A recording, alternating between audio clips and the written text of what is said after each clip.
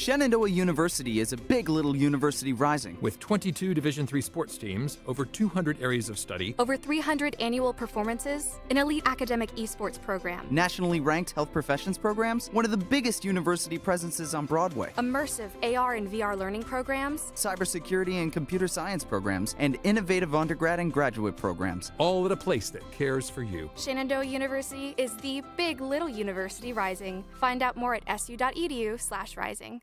We have the Esports Arena right here on campus in Winchester, Virginia, and this facility acts as the hub for all esports activity at Shenandoah University. Students are able to use this space not just for competition and practices, but also as a living learning community and a sandbox for them to come and explore and practice and try out things related to and through esports in the gaming industry so that they're getting that hands-on learning and the skills necessary to help them find a career by the time they graduate. We also have the professional level broadcast production booth where we do all of our broadcasting and production, from casting of our games that we play right here on campus to working with outside entities to record footage for them as well. In addition to the space that we have here in the Esports Arena is the Esports War Room. Our students get to use that space for studying, but also outside projects. So our students get to use this space for professional development and the academic side of our esports program, which is such a critical component to go with that competitive element that we have.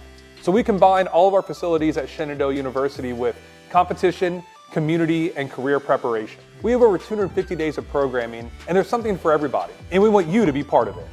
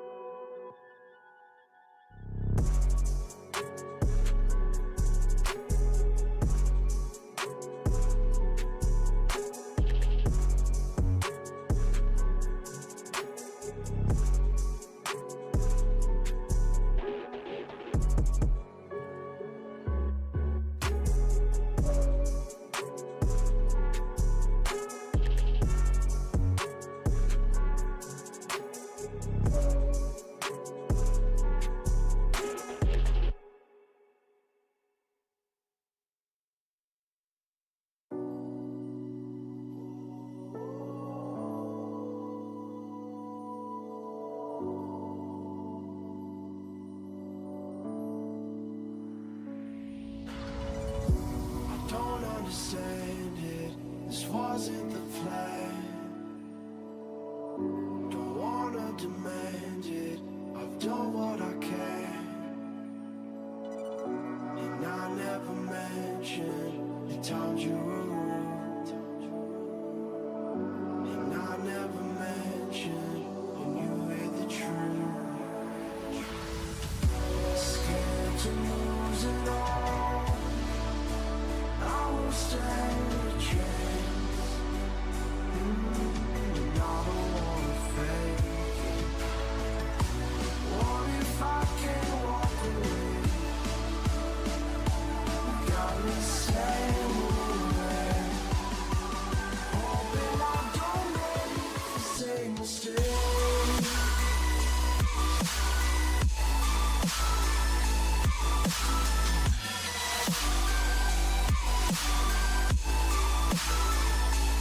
Same mistake.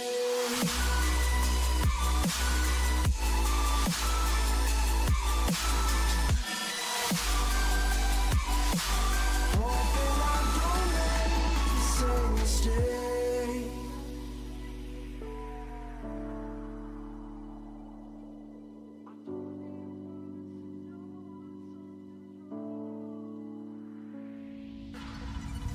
I don't like to leave things unresolved. Maybe it's madness. I'm begging you, please pick up the call. You're causing me damage. I should've known wasn't your fault. Don't even matter. I wasn't thinking clear, trying to take it there. Scared to lose it all. I won't stand a chance. And I don't wanna fake it. What if I can't walk away? You got me standing in the rain. Hoping I don't make the same mistake.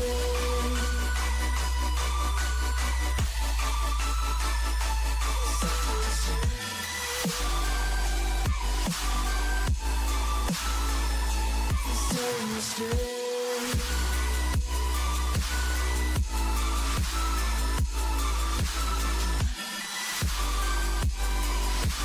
Hoping I don't make the same mistake.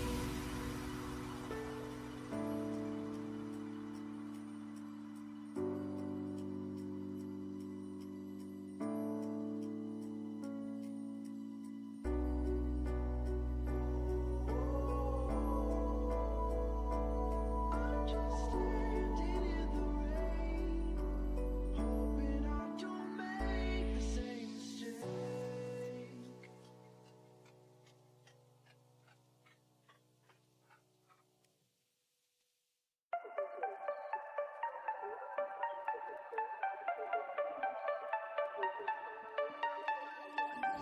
Hand out, she holds. It's feeling like we've been here before. We're both so broke. That's something that'll keep us afloat. Don't walk too slow. We can't keep falling deeper again. Came too close and the taste so far from pure. A rush of blood, but we search for so much more. We've all been here before. Alrighty, everyone, and welcome back to another Shenandoah University Esports broadcast. My name is Kevin Clayton, and today I am joined by Kyle, aka Kip, aka the Pack God, that you have seen multiple times competing while I've been on the desk. Today, he's joining us to watch some more Smash Bros. How you doing today? I'm doing great today, Kevin. It's honestly a pleasure to be able to cast with you after so much time, and finally able to cast some Smash for SU. It's a great experience. Alrighty, sounds good. Now, bit of storyline for those of you back home. What's been happening is with the hurricane that is going on in the south, the varsity Smash Bros team will be setting their match back a week.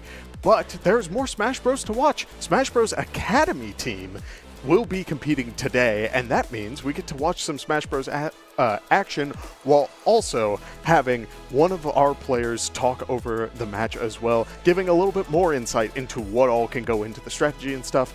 So I'm super excited to hear what all you may want to throw in on the desk, especially with some of these new players. Now, to be honest, I'm not the most informed on like what our varsity team's up to, because honestly, it's more of an igloo thing. He's the coach. I'm more of just a varsity player, but every now and then I try to help their team, whenever I get the chance to.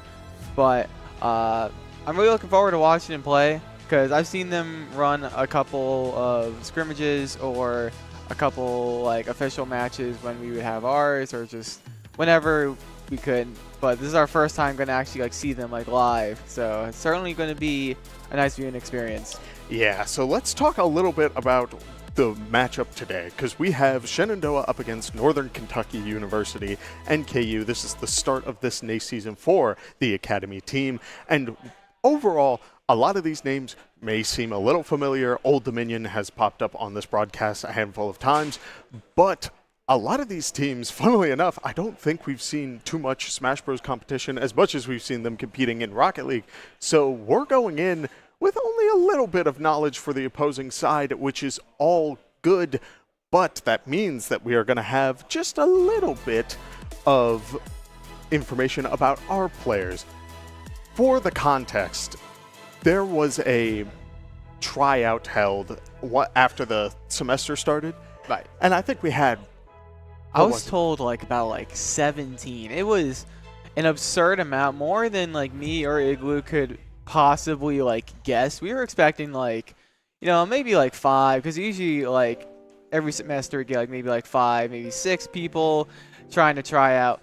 But then when I walked into the arena that day, I just saw this massive crowd of people, and I was like, holy cow, that is a lot of people. And I got the good news that we were able to make a whole academy team from it, and I think that's an incredible thing. Oh, yeah. I mean, taking a team that has been relatively, like, the core of Shenandoah Smash Bros. Has been relatively consistent. Usually there's like 1 or 2 players brought in, usually starting off as a sub and then slowly brought into the main roster as people graduate. It's very standard, almost to your traditional sports.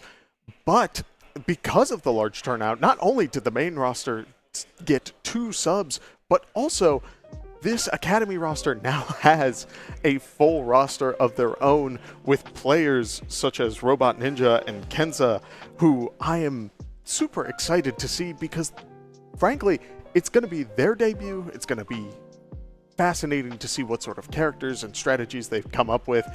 And from the little bit that I've seen, we've seen characters from like Joker to Little Mac. So we got the whole thing working here as terms of the tier list. From what I've seen for our Academy team's roster, is a very big like tier gap in terms from everyone. Like, I believe we have Cloud, we have Joker, and then we go to Little Mac, Ganondorf.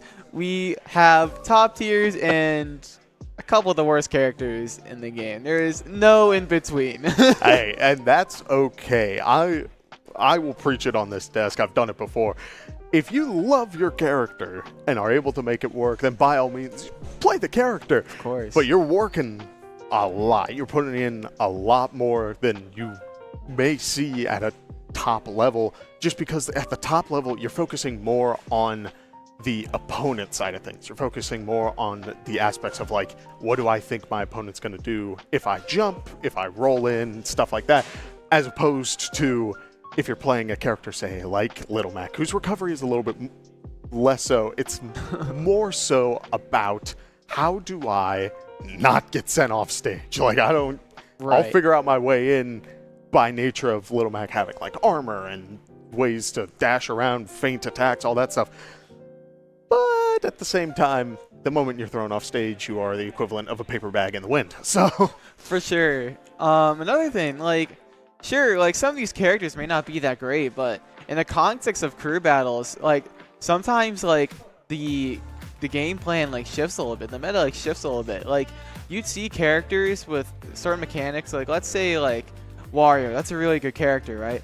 His main like way of getting those KOs with Waff, it's on like I believe a 2.5 minute timer. For a character that needs that time to charge up such a deadly move, in a crew battle setting, like it could be not as like beneficial for him if he were to start the game with less stocks, because he has less time to get that Waff before the opponent can take that final stock off of him.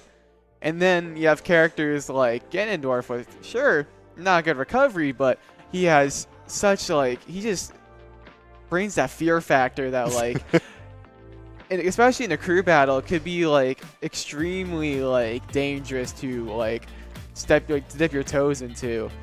So like like you may think like Ganondorf is a bad character, it's just like edge guard him and he's done.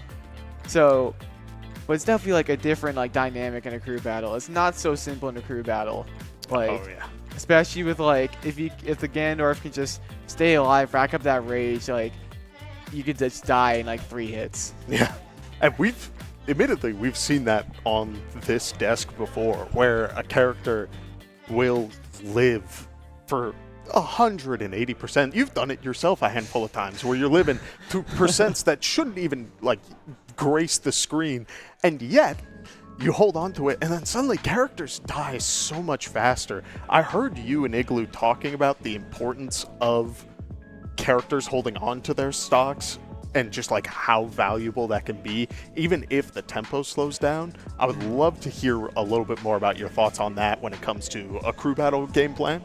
So yeah, like over the course of me being at Shenandoah, I've really learned the importance of like holding your stocks, because obviously like the less stocks you like lose, the better, but like it can really apply just about like anything, like in the context of like a competitive setting Smash. Like obviously like that's really nice in a crew battle, but imagine you're at a tournament, like if you can hold onto your stocks, that could just give you such a big like lead in like a tournament like set, because you just rack up all that rage. And if just learning how to play like more safe at kill percent and just like recognizing what moves the enemy has to just knock you out, it's so nice to just hold on to that stock and just run away with the game. Oh yeah. And so looking more into this sort of crew battle format, right? It's the same deal for both teams. It'll be 4 players, 12 stocks in total, 3 per player. And going into this game, you'll have your initial 3 where you'll go in, and let's say Shenandoah goes up with a lead, but they lose those 2 stocks. Suddenly, while it may seem like, oh, it's 1 stock difference, what is that going to do? The information that is given, we were talking a little bit about it earlier when it came to like understanding what my opponent wants in terms of their game plan. In this, information does a lot for you. If you know what you want for the counter pick or what matchups you have in reserve for any given character, it can really help bring that momentum forward.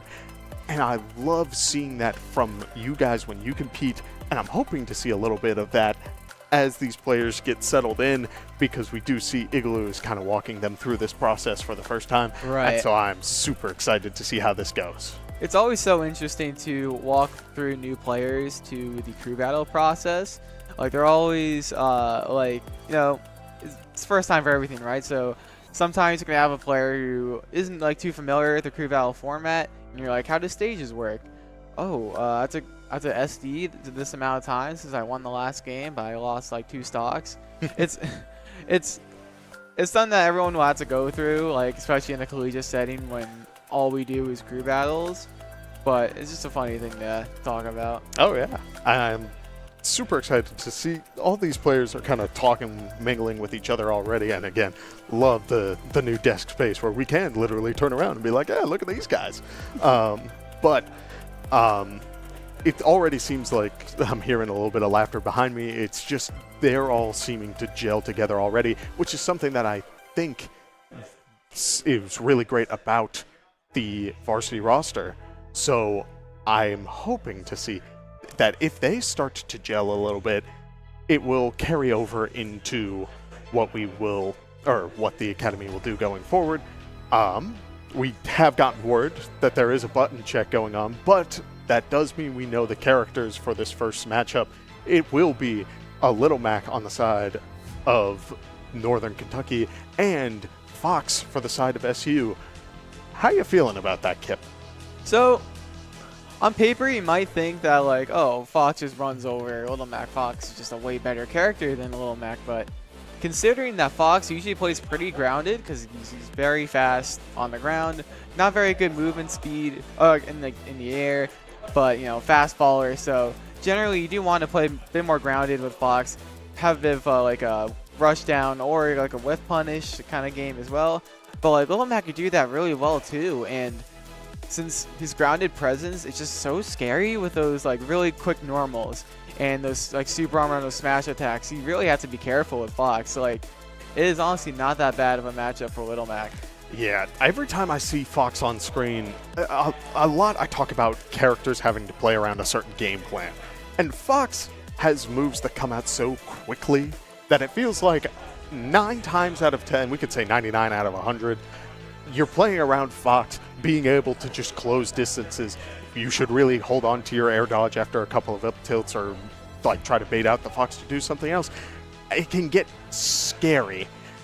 But with Little Mac, right, you do have just this brute force. You kind of match that ground speed, if not are a little faster. So I'm super curious to see if this will come down to a little bit more of a knowledge check between the players. Like, do you know, should I be jumping in? Should I be sitting back against the Little Mac? What sort of game plan it might take to get through 2 characters who are so incredibly fast that just want to run and smack each other over and over again? Yeah, those sorts of matchups are always so interesting to me because they have like the same exact game plan, but they're aware of like what makes the other character like so like threatening to them. Like Fox, he has like, I would say he has faster buttons, but he has way more combo potential. While Little Mac is a lot more just hitting you like just once or twice, but getting a lot of damage in, and just the threat of his super armor and his smash attacks. It's going to be really interesting to see how this dynamic goes throughout the crew battle. Yeah, it should be good. We are going to be heading in just a little bit. We are still getting some stage picks out of the way. There's been button check and all of that.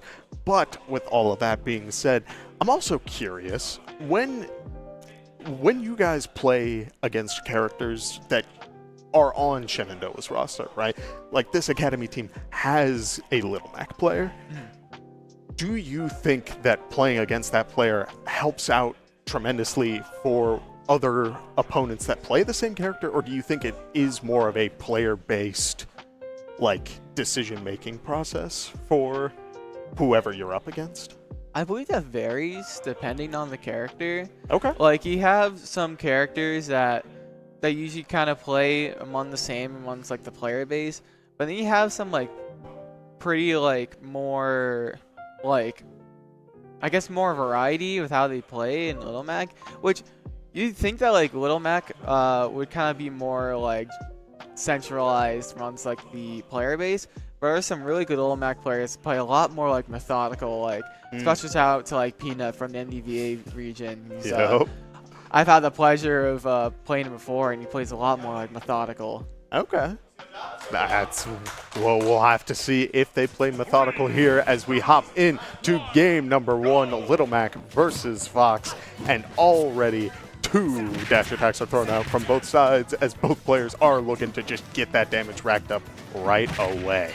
And you just see Joe on the Little Mac here just ripping these smash attacks, and you know, Kenza's still trying to find out the pace of the game because it's very important with Fox. With just how fast he is, you can be this the pacemaker, but since Little Mac is such a fast character as well, as Fox, you usually, I guess you're kind of on the back foot here because of how fast Little Mac is. Just the presence of how this Little Mac player plays, you know, just sticking out with what works. Just throwing out those very intimidating smash attacks. Oh, that amazing drag down out there, forward air, excuse me. Yeah, and it's already looking pretty good. There is a KO punch on deck. I wouldn't be surprised if we see it, but he holds onto it, opting for the forward smash, catching out the side special from Fox, which will get a small lead started. It won't take out just yet. Oh my goodness. A very daring KO punch attempt from Joe. Man, that's gutsy. That felt like it was I need to hit him now or he will let this rip. I didn't think the KO punch would even come out. I am shocked that trade occurred how it did, but still, that does mean that NKU still has the stock lead for now. Is Little Mac able to make it back to the ledge? He is with a counter to get back to center. That counter lasted way longer. Like, in my experience playing this game, I just don't know. It's just like, I'm just pressing buttons too much, but wow. That pivot cancel, that's taking the kill. Sometimes counters just last for so long, like way longer than you think. Oh yeah. Now, Little Mac, 164, KO punch on deck. Will we see it? Oh my goodness. It is ripped right away as now we have NKU taking the 3-stock lead, using Little Mac's potential to his fullest, going for the KO punch twice. One not connecting, but the other one doing just what it needs to. And now NKU takes the lead 12-9. And you see with, I guess from what we can gather from that Little Mac is like, Little Mac's a lot more like brute force kind of. He kind of just like runs in, just throws in like a smash attack, which nothing wrong with that. There's not like no like shade thrown at any like Little Mac players at all. Because weirdly enough, you do see some like disparity among like how Little Mac players play. And that one just brute force through it all, which sometimes I feel like you might do with a character like Fox, who just tries to, I guess, do the same thing. Kind of just runs in, throws in some really fast normals to try to get you in like a very bad position to take advantage of. And I mean, the armor aspect of it, I feel like there were multiple times where Fox was going in with the intention of like, oh yeah, I'll throw out my Nair and that'll be my combo starter and we'll be set, we'll be all good. And that would work against a majority of the cast, but Little Mac throwing out the forward smash would suddenly just take the hit and get 25+% back in return, which just adds to so much, and it kills so early. It's wild.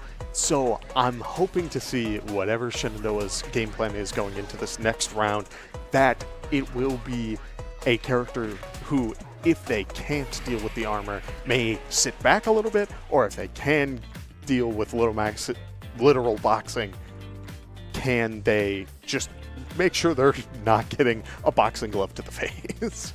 Right. And yeah, that is really interesting to see, because from what I'm noticing from Shenandoah Academy's rosters, we do have like half of our characters that are like very like fast and kind of like can very much like whiff punish. While we have our other cast of characters where it's kind of like Little Mac, where you kind of just like brute force your way in. And as we can see here, about to step up to the plate, we have Chilliad on Joker, which I could see playing like, I guess like gameplay wise, kind of similar to how Kenza was, but Joker has way more aerial mobility, so Chilliad, she might be able to get some more mileage off of just playing in the air and playing on Battlefield. Try to take advantage of the third platform to try to potentially platform camp Joe here. Yeah, and we do see already, I mean, the damage racking up quickly, but we talk so much about holding on to these stocks. It's very possible that Chilliad is able to hold on to this for a while, as 108% is racked up and the RSM meter is running just a little low. A very unfortunate air dodge will lead to Joe's Little Mac taking that stock, but no follow-up just yet, as we do see the grab going for the back air. It will not connect, and now Little Mac is just going to continue going and building up that damage bit by bit. Yeah, as you can see, Joe getting these like really nice 2-frames with these down tilts. Oh, getting that jump flip with the RSM back air. How unfortunate for NKU. Yeah, but that does mean that Shenandoah will take its first stock, and that's the momentum that they need to get back into this game. Arsene out, and now the back airs and the Agons are doing so much damage.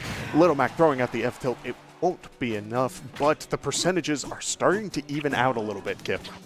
For sure, but you do have to mention, like, without Arsene, Joker has like way less, I guess, options for killing people. So, Joker does have like kill confirms, you know, maybe like a drag down like up there, but it's not as accessible to him as it is for Lil Mac, just like with that F tilt coming from Joe to take that second stock off of Chilliad. Yeah, we do see already another stock taken off of the Joker, but the Little Mac player is now sitting at 100%. The KO meter almost full. Arsene meter is full. Will it come out? It will not, as we do see Arsene able to keep that pressure going for the forward tilt. Is Little Mac able to make it back? He is using the shifting down air, and now the KO punch is gone. The Arsene is about to run out as both players are hitting kill percent, as another really good two-frame will be able to knock out the Joker. Yeah, that's honestly incredible showing from Joe from NKU. Just really getting down those down tilt two frames. You have to consider with how Wi-Fi is. There's like those I believe like 4 initial like frames of delay at the very least. Is really, you can really tell that Joe's just really been practicing getting those down tilts to get that side B like we just saw to end the stock there. Yeah. And I mean, you know, not to talk about it, but we are in an online environment. There is an inherent little bit of delay, which does make two-frame options like that difficult. So honestly, kudos to Joe. Like, you're doing an amazing job of getting these to connect. I loved that back air from SU, able to close out that stock and start evening up the percents a little earlier. But I did hear from Igloo behind us that it sounds like he's having a talk with the players, kind of walking them through, okay, here's what we're seeing from this player, here's what you need to keep an eye out for, don't be afraid to do this. And so I'm hoping to see whoever SU sends in next, that it may lead to closing out this Little Mac, and we may get to see some more of what NKU has to offer. That's very true. I do believe we have a couple players left in mind. I think we do have Whaling number 5 on the Ganondorf. We also have NMGaming on the Lil Mac. I'm not so sure what else, we would send in, or what Igloo would send in for the side of Shenandoah Varsity Academy, excuse me. Because we do have, we already have seen those really fast and, you know, whiff punish heavy characters, but Joe playing a mix of like brute force, but also really like playing like dash back heavy, kind of just whiff punishing with Lil Mac's really good normals. It's really interesting to see what is going to go on from here. Yeah, I am of the mindset that between the characters left, if we send out the Ganondorf, I think it could play out very well, because we've seen the Little Mac do a lot of counters off ledge, or like just walk up and counter and like punish the very fast movement of these characters trying to throw out just very soft confirms to start getting their game plan going. But for Ganondorf, he's a character that can say, if you're going to press counter even once, there's a giant sword that will take your stock at like 50 against Little Mac. For sure. I don't know. We'll have to see. But either way, frankly, a Little Mac Ditto could just be as funny. We'll have to wonder what the players are going to choose. Well, it looks like that time might not come right now, because it looks like Shenandoah Academy is sending in Whaling number 5 on the Ganondorf. Okay, so with that, I'm hoping we will see a little bit more of that hard call out, that approach of just brute forward wail on this Little Mac, but understanding that you still can get those counters in. We do see the battlefield once again. Will that come into play? We will have to see, as 2 dash attacks from Little Mac will add up a little bit of percent, as Ganondorf is sitting on the platform saying, I am not going to mess with you until it is my time. There it is. Go, catching that jump with the Nair. Okay, another Nair, a little too greedy from number 5. Getting that side B tech chase there. And already having the KO punch. Oh, amazing weight from Joe to take that stock with the KO punch.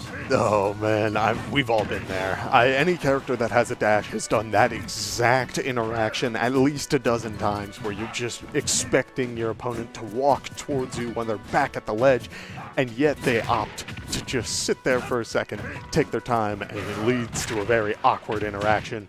But already we're seeing the Little Mac at 105, still holding on to 2 stocks, as Shenandoah's Ganondorf is at 66.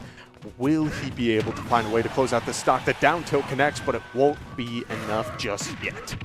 I'm really liking this patience from Joe here, like really recognizing the burst range from Ganondorf here. As you saw with that side beat to try to take out that KO punch. Just waiting there and just letting it rip with the perfect whiff punish. Same thing with that Wizard's Foot coming from wing number 5. Oh, Lord. Wow, what an amazing dash attack. Just 1 frame off, would have gotten that stock. Wouldn't have lost that stock to up smash, but definitely would have done a big hit to him. Man, I am shocked that Wailing number 5 had a held on to his double jump for that entire interaction and was able to get back onto the stage, as we do see Joe take another stock, but the percentage already starting to build up as Little Mac is once again starting to feel the pressure just a little bit, but the KO punch is online, and it is immediately thrown out. It whiffs as a Ganondorf sword to the face almost takes the stock. Sure, and I really like the platform use from Joe here, because for a stage like Battlefield, you may think that's really bad for Little Mac players, but some Little Mac players will argue that this stage is really beneficial for him, because if he can get that tech chase, maybe from like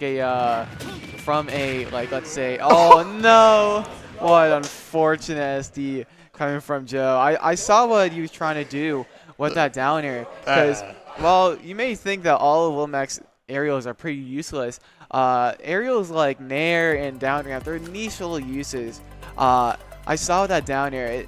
It has like a tiny bit of like a semi-spike, so, and what I mean by that, it doesn't like full-on spike them, but it just sends them like slightly downward, so it's like an awkward angle. Maybe trying to fish for like an unlucky like buffered air dodge from Wailing number 5, but unfortunately didn't work out for them.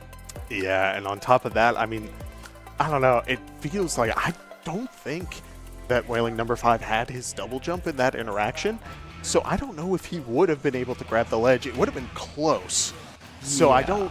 I don't hate that choice. I think it definitely has its place, but Wailing number 5 recognizing, okay, I'm off the stage. At the very least, I got to go for this up special. If it grabs Little Mac, I'm taking the stock. If it goes slightly above, I get back to stage. It goes for the ladder, and frankly, it plays out as he barely sneaks in, and Little Mac can't grab the ledge. Got a little too greedy, that edge guard there, but maybe a little too ambitious, some would say.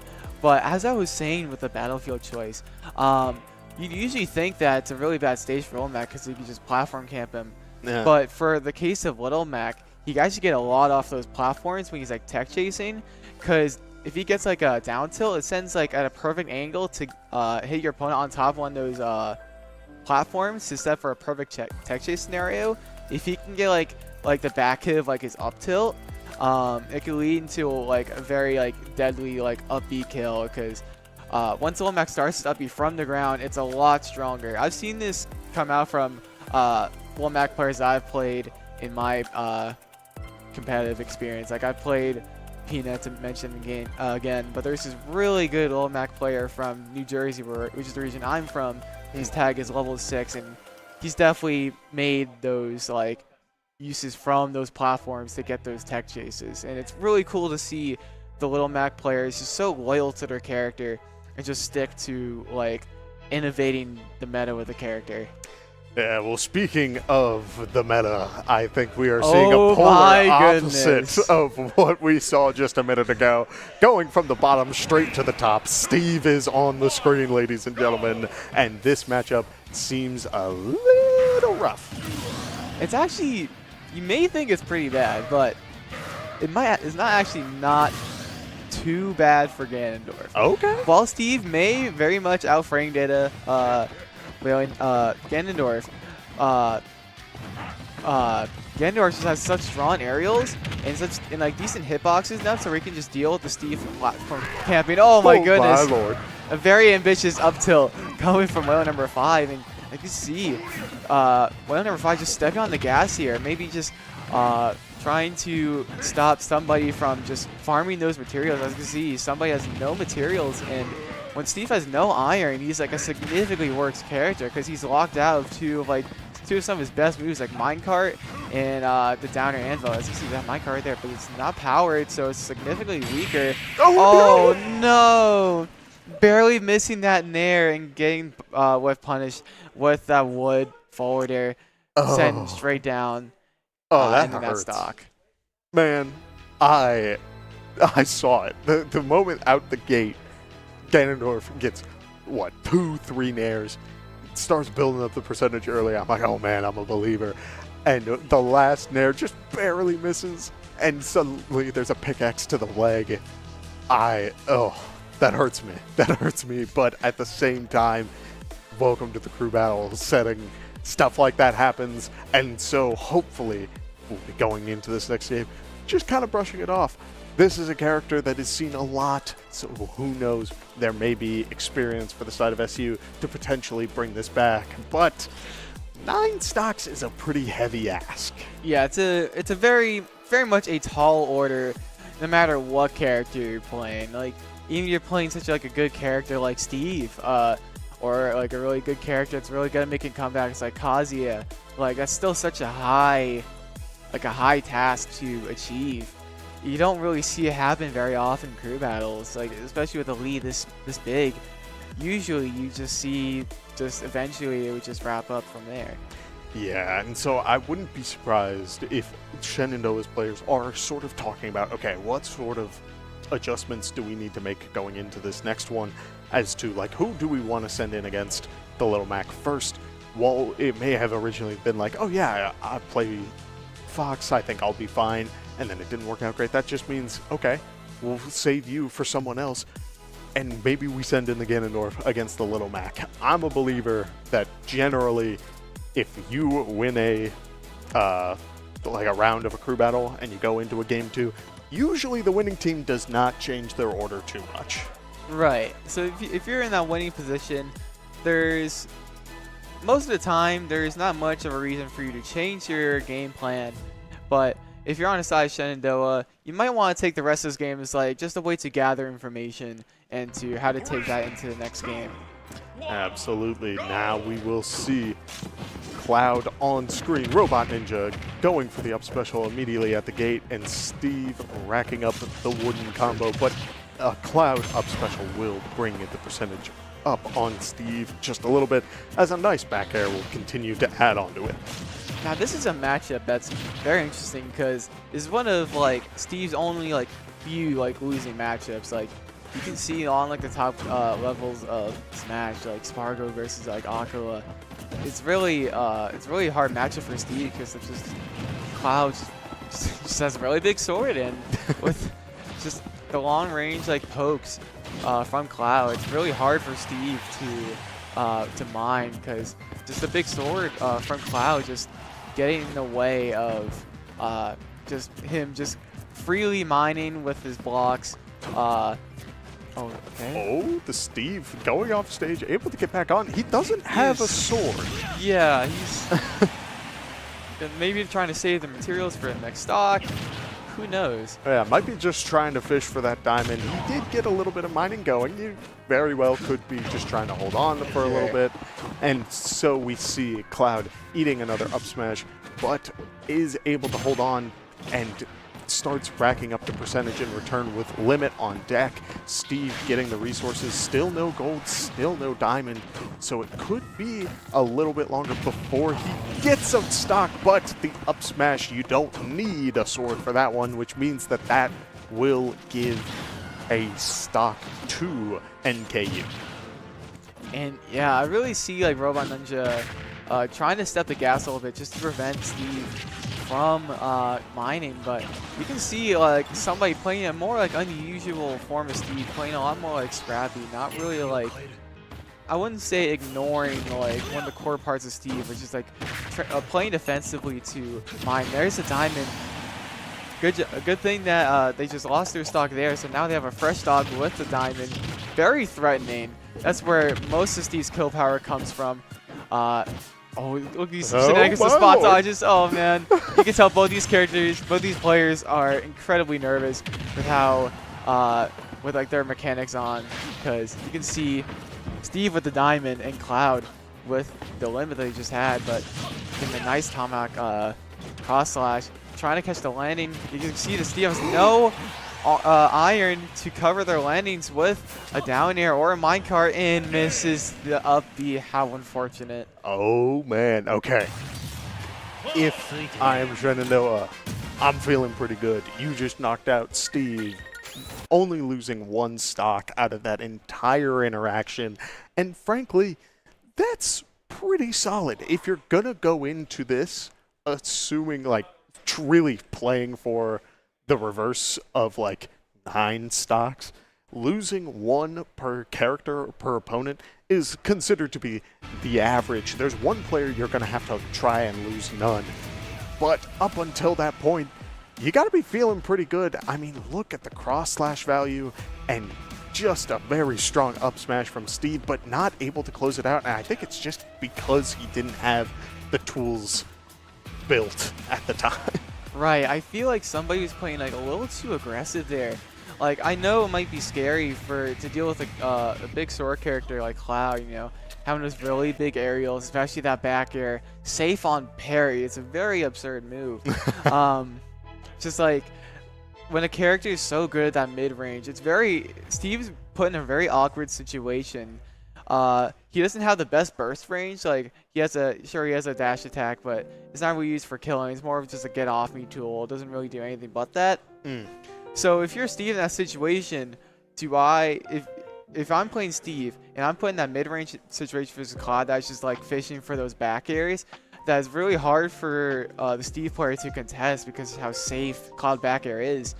You put this 50-50. Do I keep mining or building walls, or do I try to swing and try to get some more stage control so I can get more materials and build better tools?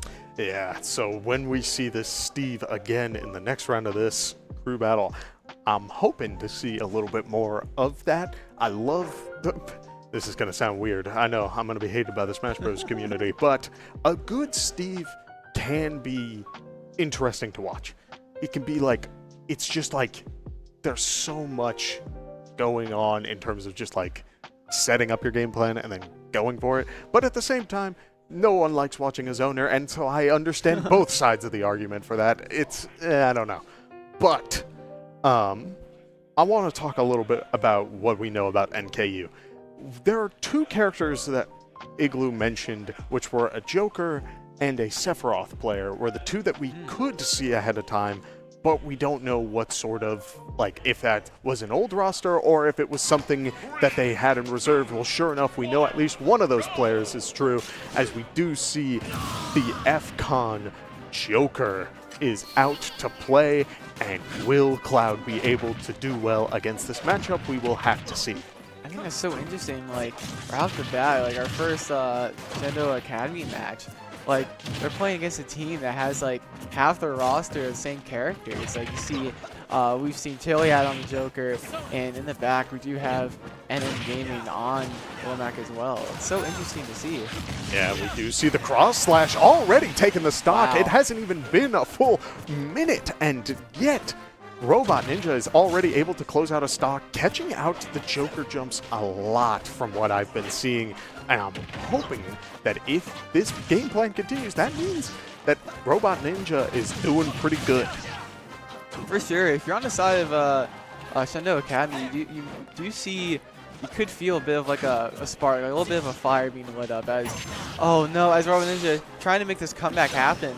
Getting the lucky limit to get back on stage, avoiding the edge guard coming from FCON. Great parry with a perfect plunge of the up B. Tried to take off some of that Arsene, falling out the up B. That's so unfortunate. Oh, no. That was a scary thought. When you're down a stock versus Joker, he has Arsene. you know, those nerfs from a very long time ago, Joker takes a lot more like meter off of his Arsene meter when he gets hit. So you are a little more incentivized to hit him so he can lose that Arsene. Getting that jump clip with the down gun. Oh Hurts. no. Oh no. NKU taking game 1 in the series with the Gimp from FCon on Joker with the down gun. Oh man. I mean, I don't know what to say.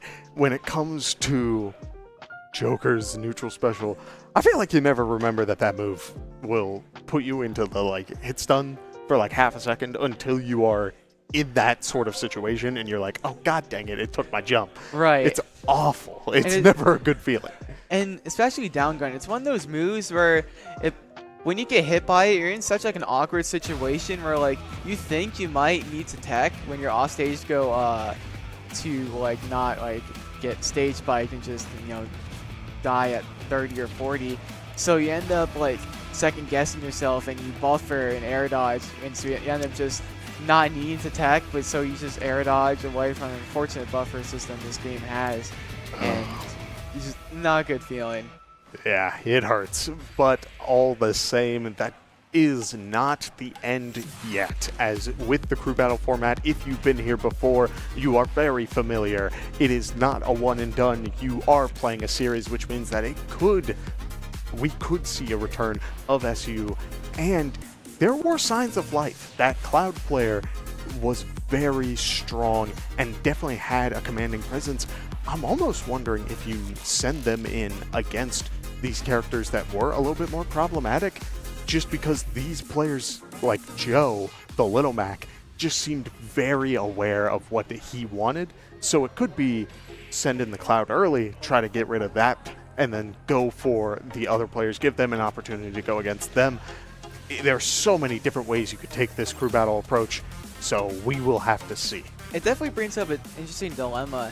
Do you want to play this by matchup or by player? Because if you want to play by matchups, you want to save Robotninja for characters like the Steve, or we haven't seen NKU's 4th player yet. So you might want to save Cloud as a more of a safety pick in case they do send that 4th player, in case the character that Cloud is really well against. But you might want to save, for the Little Mac, if you were to assume that they would start Joe on the Little Mac again for game 2, you might have to, you know, make a couple risks, or you really do have to think about who you want to send to take them out. Yeah, and looking back at those last couple of replays, I don't know. If I'm Robotninja, I feel like those are the kind of sucks that you just kind of have to shake off before going into the next game. Because one of them was lost off of Joker falling out of Cloud up special, and then the other one was a neutral, like off-stage neutral B interaction. Yeah, taking your jump. Right.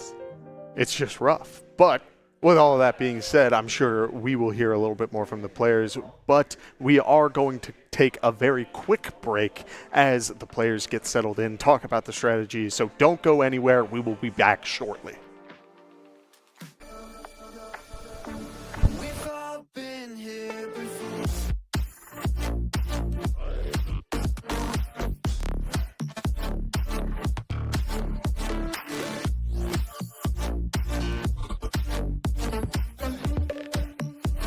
We've all been here before. Shenandoah University is a big little university rising. With 22 Division III sports teams, over 200 areas of study, Over 300 annual performances, an elite academic esports program, Nationally ranked health professions programs, one of the biggest university presences on Broadway. immersive AR and VR learning programs, Cybersecurity and computer science programs, and innovative undergrad and graduate programs. all at a place that cares for you. Shenandoah University is the big little university rising. Find out more at su.edu/rising.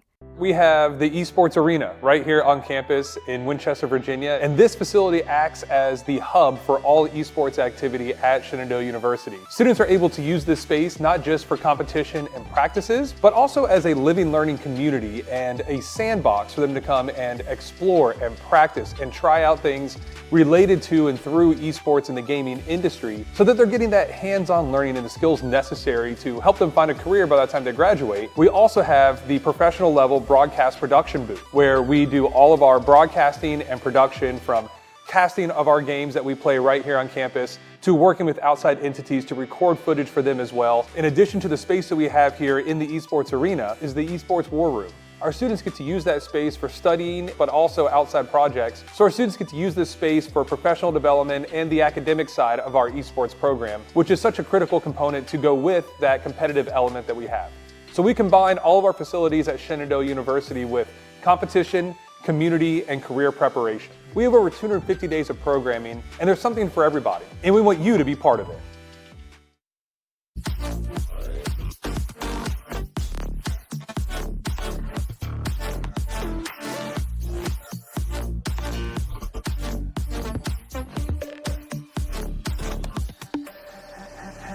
Hand out, she holds. It's feeling like we've been here before. We're both so broke. That's something that'll keep us afloat. Don't walk too slow. We can't keep falling deeper again. Came too close and the taste so far from pure. A rush of blood, but we search for so much more. We've all been here before.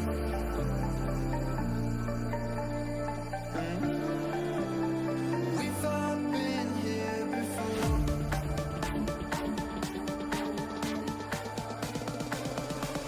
We've all been here before. And we are back with more Super Smash Bros. Action with Shenandoah Esports Academy team.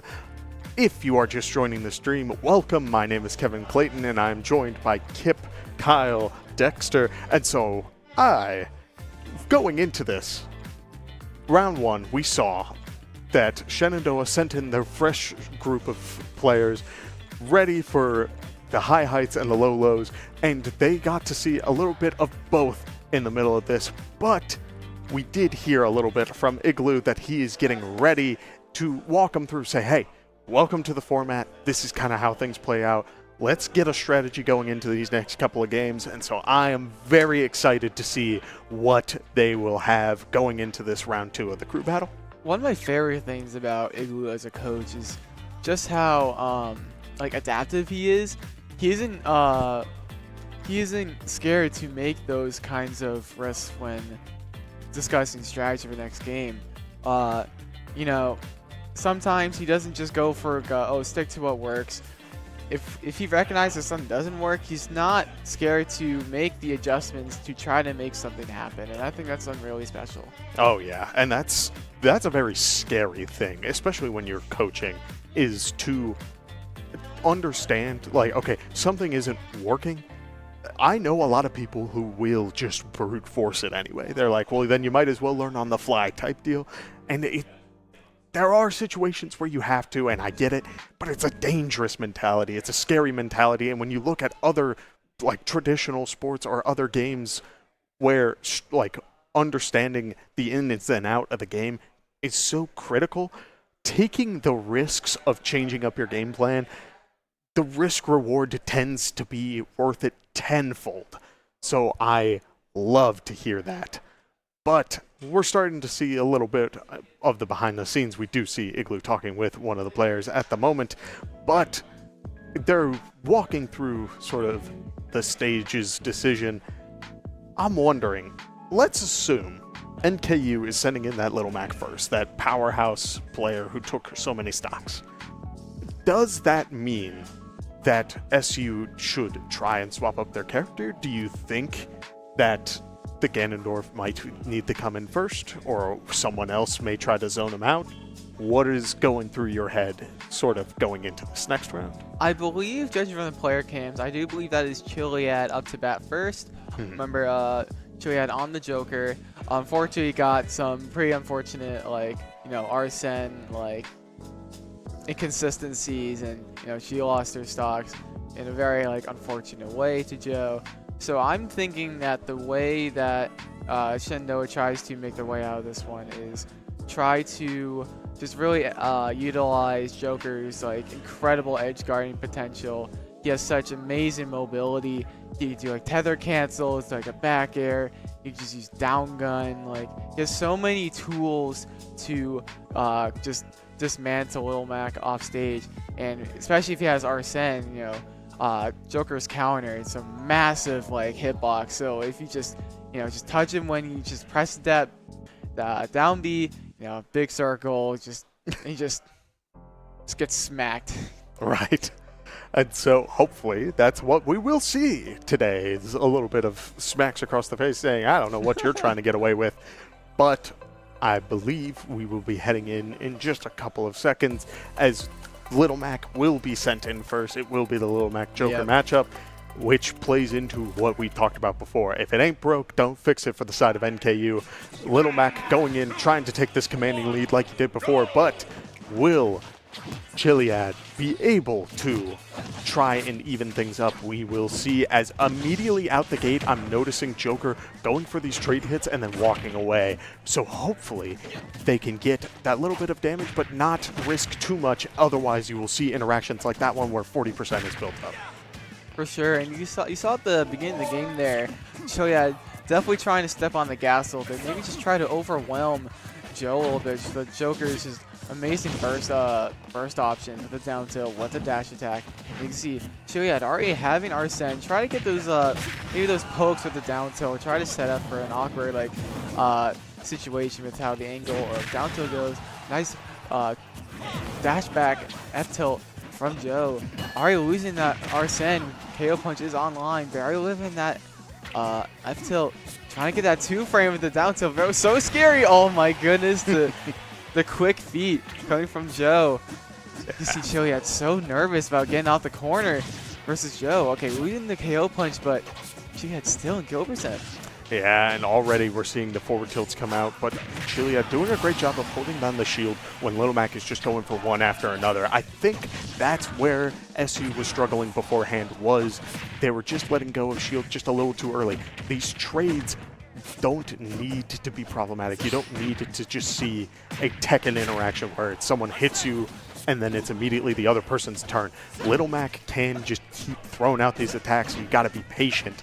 So now, as we see Chilliad start to take a step back, Arsene is online, which means that this is where we may see the stocks taken, but a down tilt to the side special from the Little Mac will not get the stock, which means now Little Mac is the one in an awkward situation, but the back air will not connect. The up tilt into the up special will be able to close that out, and now Joe is at 104% with another KO punch, and Chilliad is sitting on the ledge looking to try and close this out. For sure, and if you're Joe, I'm feeling pretty confident right now because he just keeps like wiggling his way out of Chilliad's like attempts at edge guarding. You see that Chilliad maybe forcing these edge guardings a little too much, and what I mean by that, like, she's just going like trying to swing to swat Joe out away from the ledge like way too soon. You can see that Joe is always trying to recover from the side whenever he can, and wow, great use of the counter, but the down gun's in the perfect direction.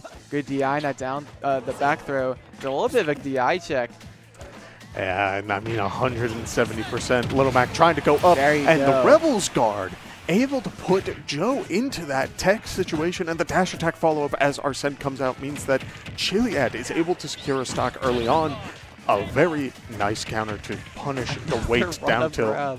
And already, I mean, Joe is just really starting to rack up the percentage, and look how he sits in the shield trying to wait out this Arsene. For sure, like, something you see among Little Mac players, how brave they can be sometimes. You saw earlier when Chilliad still had Arsene, you saw Joe just run up grab twice in a row, and it worked immensely. Maybe like just knowing that Chilliad trying to just try to punish whatever like unsafe option Joe tries to send out with a tech chase. Oh, misses the punish, got the guess correct. Now kill percent, but does have Arsene. Maybe Chilliad could take one more stock before it can take it out here. Oh my goodness, these shenanigans with these F tilts. There's a KO punch on deck. It won't be necessary to close out this stock, but it would go through shield, which may be what we see it used for, but it immediately goes away because of the Aegon side special. Little Mac going for the forward tilts and now opting to take a step back, not trying to go for too much as the forward tilt does connect, and NKU walks away with a different lead from last time, but a lead nonetheless. For sure, and you saw with those like pivot cancel F tilts really getting some mileage there to close up the stocks. Chilliad falling out of one of them. That's something I haven't seen like in a long time. Usually that move is pretty consistent, even with like the pivot cancels.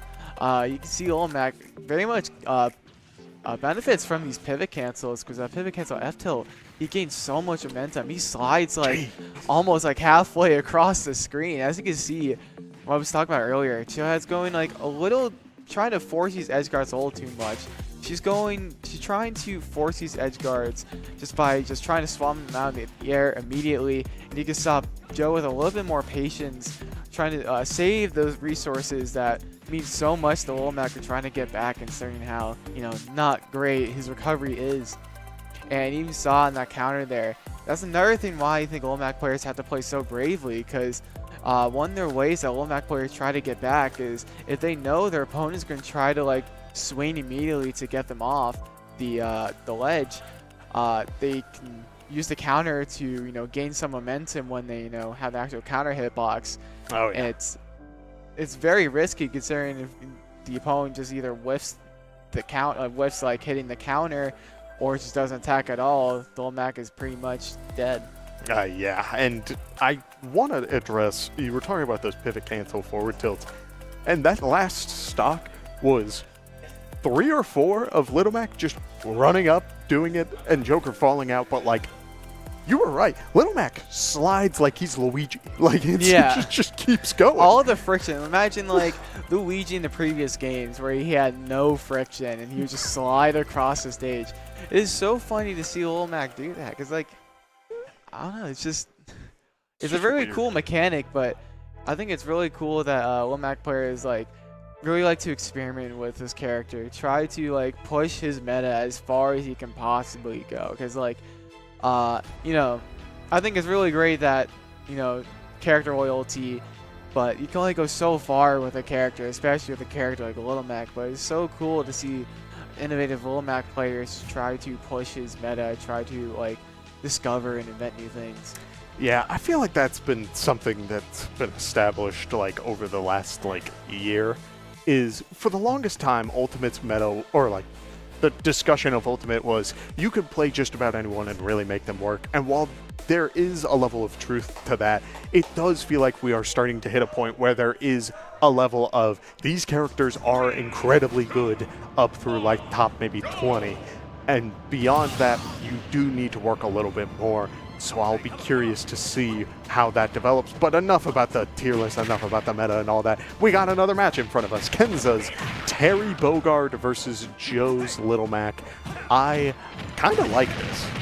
Yeah, I believe this is a much better choice for, especially on Wi-Fi, because Fox is an amazing character. But on Wi-Fi, like, it is much harder to play that kind of like whiff punishy like playstyle that a lot of Foxes try to go for.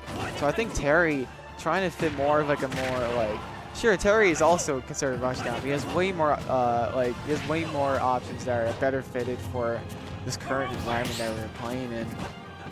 Trying to get these like down tilts, you really see trying to fish for them. Oh, again, that whiff punish from that forwarder from Joe. Yeah, Joe's just covering a lot of space, and now the KO punch is online, and Terry is at that sort of percent that would take it pretty early. But an up special doesn't grab the leg. Excuse me? There's no way that hit from. I've never seen that before. That is unfortunate, but really absurd as well. I've never seen a KO punch hit like that before. I've never seen one hit so low. There's no way that moved 2 frames, right? That's not. No, there's no way to I think Kenza just unfortunately missed the ledge with that EX Rising Tackle. Oh no, did not get the EX Rising Tackle input. The input where you hold the charge, because you know fighting games. Oh, like, yeah. We both are somewhat of fighting game enthusiasts. We both know how charge input works.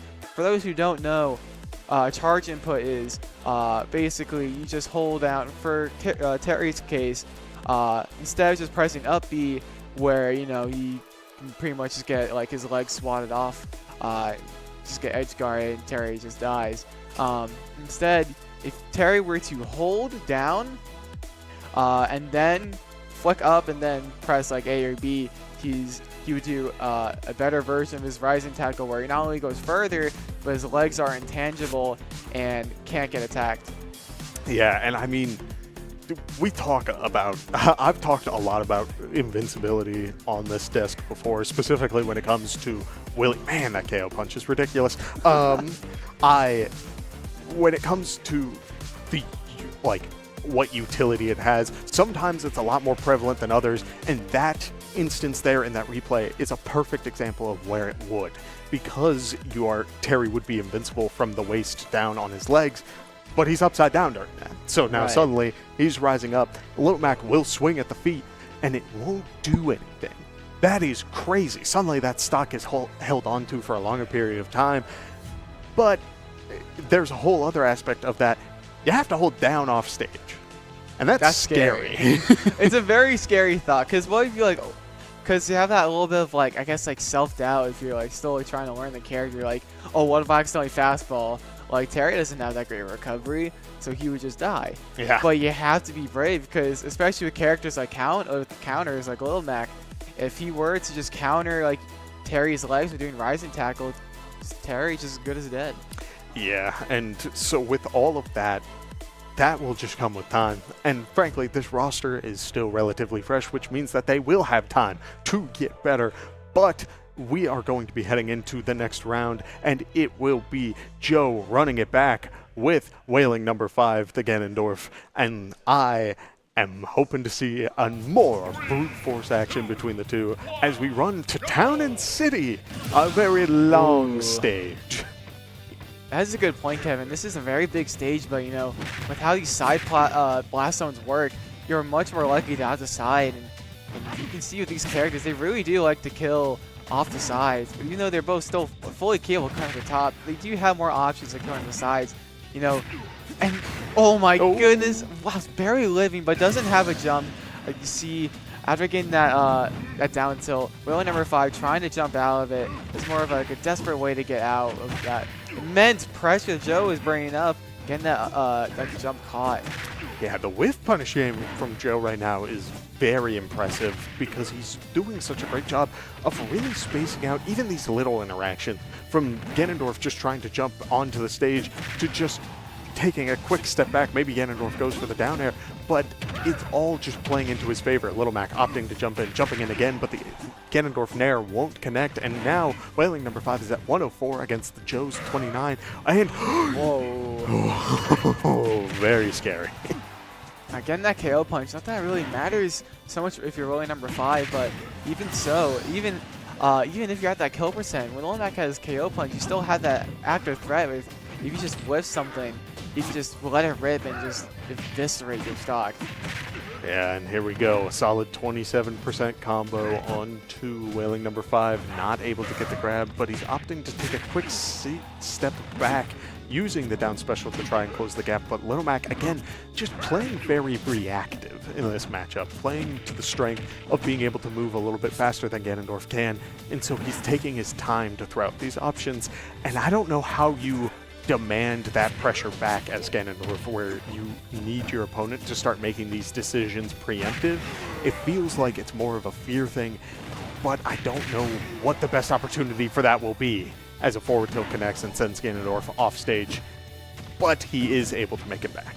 Right, you're Wailing number 5, you're seeing pretty lost, trying to make something happen with that flame choke, trying to get a cheeky little tech chase to try to take that stock. Another pivot cancel Etta coming from Joe, taking that stock. He's still alive with those 2 stocks for NKU.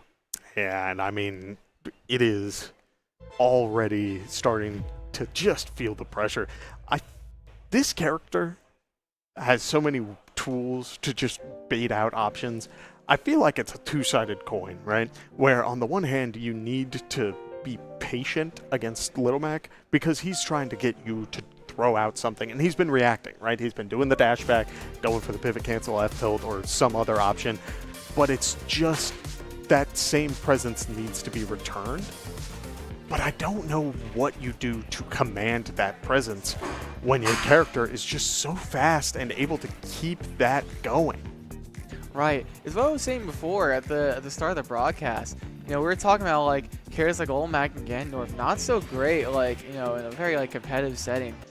But, you know, in a different format like this, you can see just like with the success of Joe, just how like scary characters like Old Mac are in a format such as a crew battle. Yeah, and that's something, you know, when I competed for like 2 years for Smash Bros, that was the whole basis of my game plan when you're playing K-Rool is right. you need to be scary. Inherently, people will talk about like, oh, you don't have all of these tools that the better characters have, and that's very real. But at the same time, some of the tools you have are very good, and if you play around those right, then you become scary. Then you start getting in your opponent's head a little bit, and that's what you really need to capitalize on, is your opponent starting to throw out panic options. Right. You know, I like to think of characters in a crew battle saying like, maybe like your heavies and like Old Mac. I like to think of them as more of like school bullies where like they try to seem like super intimidating at first, but like once you know, I guess the victim would have that kind of courage to like stand up to them, they're not as, you know, they're not as scary as they may seem. Yeah, I love that. I love that analogy. But we got one more round to go into, one more player for SU, as the Cloud player is on deck. Little Mac needing to drop on stock. There it is. There you go. Joe versus Robotninja. Will Robotninja be able to get that pressure going, start getting a little bit of a lead, or will Joe take a clean sweep? 12 stocks in total. We will have to see. Right, as you can see, Joe, you know, obviously playing very grounded. Robotninja trying to like play more out of shield game versus Joe.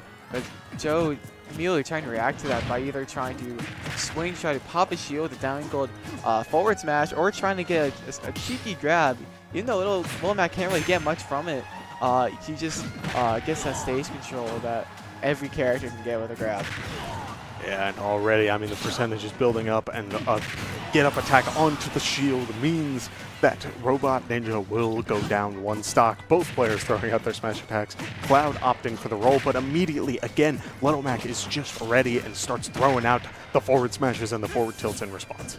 Right, look at this pressure that Joe is right now. He's just like, you know, oh my goodness, trying to contest that up smash with a KO punch. Didn't quite get the spacing correct because Little Mac is uncontestable usually with the grounded KO punch while catching that landing with the pivot cancel F tilt. That's what I'm talking about, Kevin. This character really benefits from these pivot cancel F tilts and just this offensive pressure from Joe. Robotninja honestly feeling a little lost. Yeah, I mean, it's just building up so much. It covers so much space, and it feels almost just, I won't say clunky, but it just isn't what you expect when playing against characters in Smash. You're not always ready for these sort of momentum-based options, but still, we do see Cloud able to get that forward smash. Will Robotninja be able to stop Joe in his tracks, prevent him from going for the sweep on Shenandoah, or will Joe get this last stock and really just bring it home and prove a point? For sure, and you're definitely right this because you can see from the way they're playing, they're both playing like very panicky. They're both throwing off they're both throwing out very, you know, very daring options. Great parry in the back air. Since it was not perfectly spaced, Joe was able to punch it with the side B. Oh, another amazing parry from Joe. Never mind about like Joe playing very cautiously. He's playing a lot very daring with these parries. So just straight confidence, trying to anti-air him with the KO punch. That is absurd. Oh man, there's there's a certain air of just, you could tell Joe wants this. He wants to write home about this. And will he be able to? A forward throw does come out. A great tech row coming out from Robotninja, but it won't be enough as Little Mac is able to get the shield off. He goes for the side special, but it won't be able to grab the ledge. The cloud up special comes out, but he is able to shield. The forward tilt comes out. Is he gonna make it back? Is he making it back to the ledge? He does not get two framed on the down smash. Amazing way from Joe, and that will be it. NKU taking the series 2-0 over Shenandoah Academy. Oh, man. It got a little... It got close at the end where both players were throwing out their respective options to close out that stock, but the forward smashes and the F-tilts were just not enough. Both players were able to get their shield off multiple times, but it all came down to just one very solid interaction to close it out, and those F-tilts, man, they just command so much. It's such a commanding move. Like, Lil Mac already such a very fast character on the ground. I'm just like, taking advantage of universal mechanics and slot him onto a character like Lil Mac who could really benefit from it. Like, you can even do it. Yet we haven't seen it from Joe this series, but you can even see like a pivot cancel like up tilt. Just getting those really nice tech chases. Yeah, so with all of that being said, that does mean that Shenandoah's Academy team will go down 0-1 to start things off, but this is the start of a new journey for the Shenandoah Academy team. They are going to be working with the Shenandoah Varsity team. They're planning on all working together to get better at the game, increase that level of competition. So while yes, this is the very first interaction with another school and it did end in a loss, that doesn't mean that this story is over, and I hope all of you will join us as this story continues. But for now, we will sign off. So all of you have a great night, and we look forward to you watching again next time.